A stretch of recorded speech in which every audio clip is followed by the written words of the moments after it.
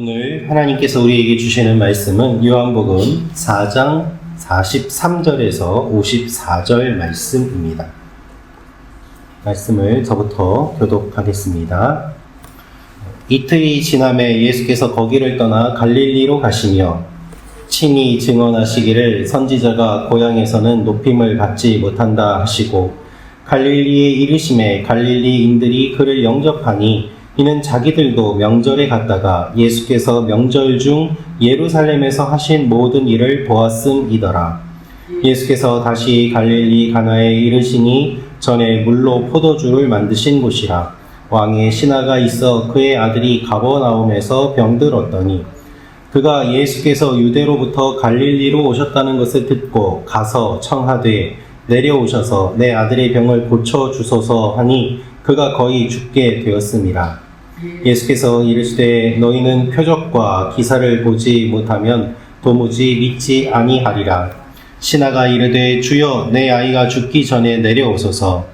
예수께서 이르시되 가라 내 아들이 살아있다 하시니 그 사람이 예수께서 하신 말씀을 믿고 가더니 내려가는 길에서 그 종들이 오다가 만나서 아이가 살아있다 하거늘 그 낫기 시작한 때를 물은즉 어제 7시에 열기가 떨어졌나이다 하는지라.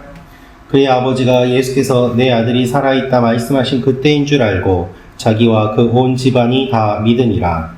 이것은 예수께서 유대에서 갈릴리로 오신 후에 행하신 두 번째 표적이니라. 아멘.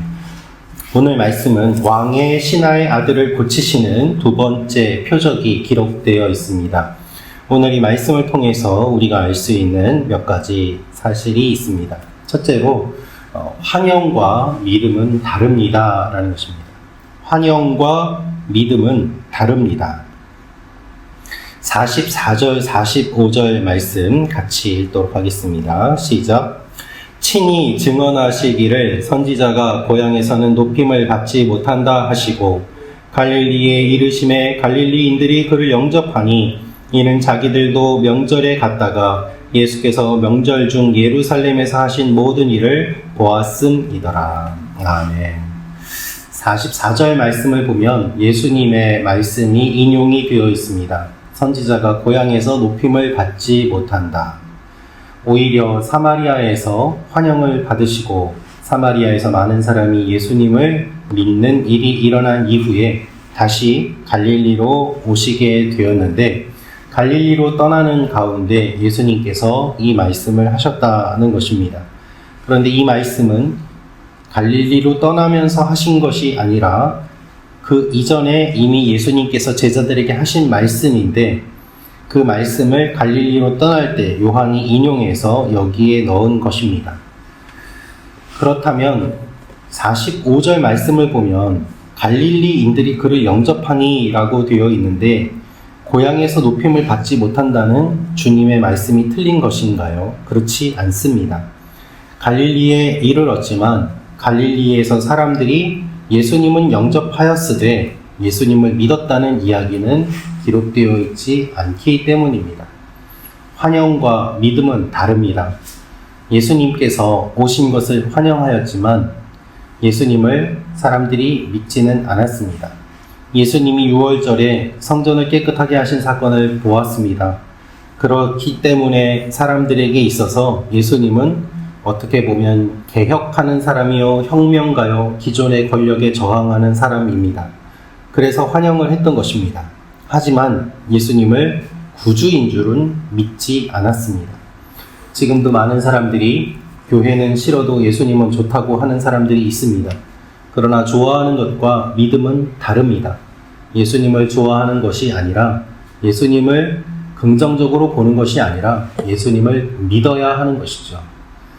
이것을 우리는 구별해야만 합니다. 그저 환영만 하는 교회 생활이 아니라 주님을 진실로 믿으며 따르는 그러한 믿음이 되기를 우리가 살펴보며 기도할 필요가 있을 것입니다. 오늘 우리의 마음속에 주님을 정말 믿는지 아니면 그냥 좋아하는 것인지 잘 구별하는 하루가 되시기를 원합니다. 두 번째로 우리가 알 수 있는 내용이 있습니다. 그것은 끝까지 주님을 믿어야 합니다 라는 것입니다. 끝까지 주님을 믿어야 합니다. 우리 47절부터 50절 말씀 읽도록 하겠습니다. 시작.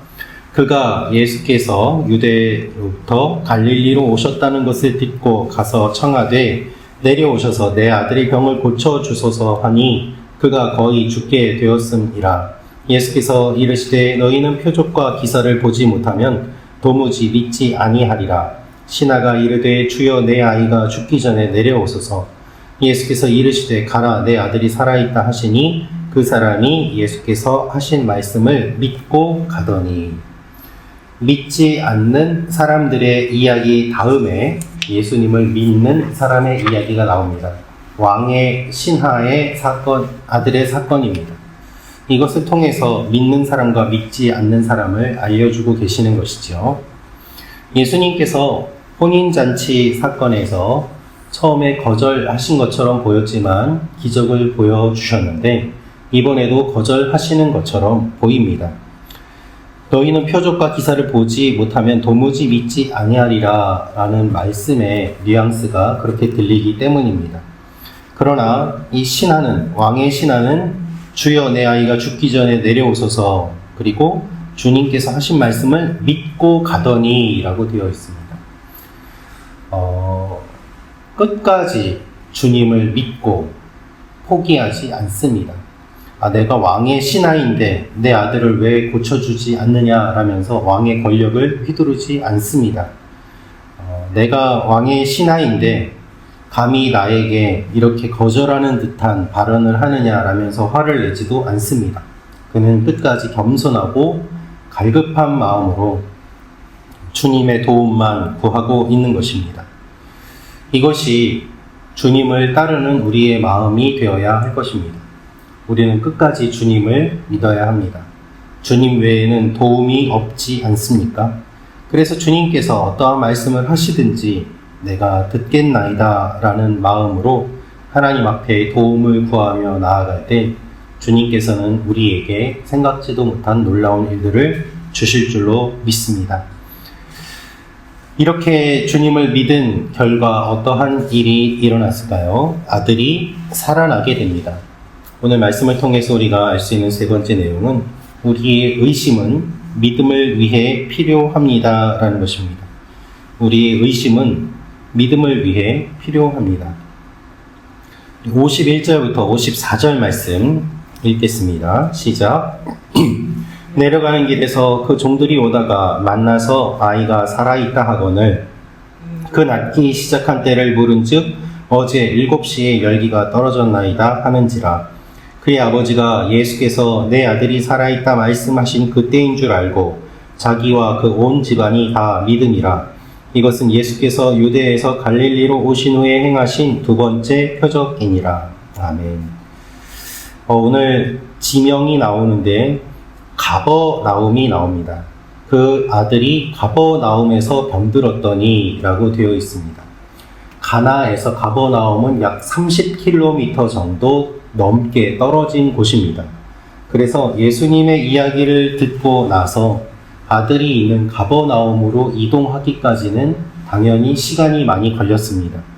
그래서 52절 말씀을 보면 어제 7시라는 표현이 나오면서 벌써 시간이 하루 정도는 경과되었음을 우리가 짐작해 볼 수 있습니다.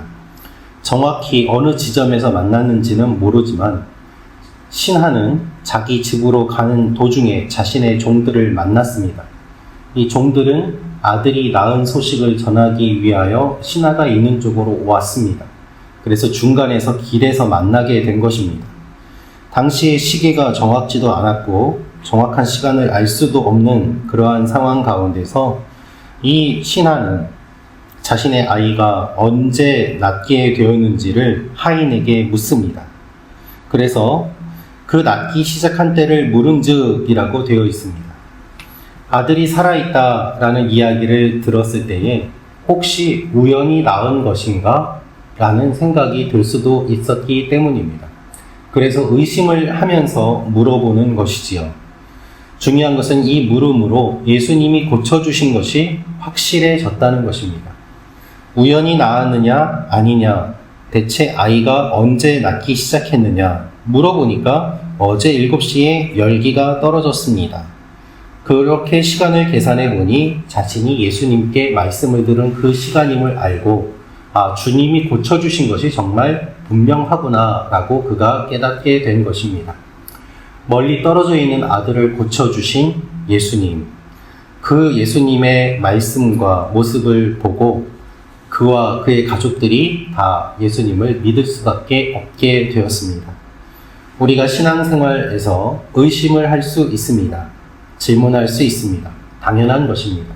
그러나 그것은 의심을 위한 의심이 아니라면 정확하게 따질수록 우리의 믿음이 더욱 견고해짐을 우리는 기억해야 합니다. 똑같은 사실을 보면서 믿지 않는 데 사용하는 사람이 있고 또한 믿음에 사용하는 사람이 있습니다. 의심도 마찬가지입니다. 의심을 통해서 믿음이 더욱더 견고해지는 사람이 있고 의심을 통해서 믿음에서 멀어지는 사람이 있습니다. 주님께서 우리에게 주신 믿음은 무조건 믿으라는 믿음이 아닙니다. 우리의 지성과 이성과 영성과 감성과 모든 것을 다 사용하여서 생각해 보았을 때 주님이 우리의 주님이심을 고백하게 되는 믿음, 그것이 우리의 견고한 믿음이 되는 것입니다. 오늘도 주님께서 우리에게 주신 믿음을 다시 한번 생각하고 깊게 생각하고 또한 견고하게 믿음으로 세워가는 귀한 일들이 일어나기를 기도합니다. 기도하겠습니다.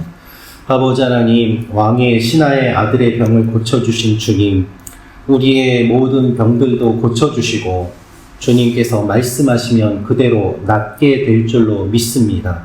멀리 떨어져 있는 이 아들을 고쳐주신 것처럼 주님, 우리의 삶에도 말씀하여 주셔서 우리를 고쳐주시고 우리가 주님께서 이 일들을 행하셨다고 고백하는 귀한 고백이 나오는 하루가 되게 하여 주옵소서. 예수님의 이름으로 기도합니다. 아멘.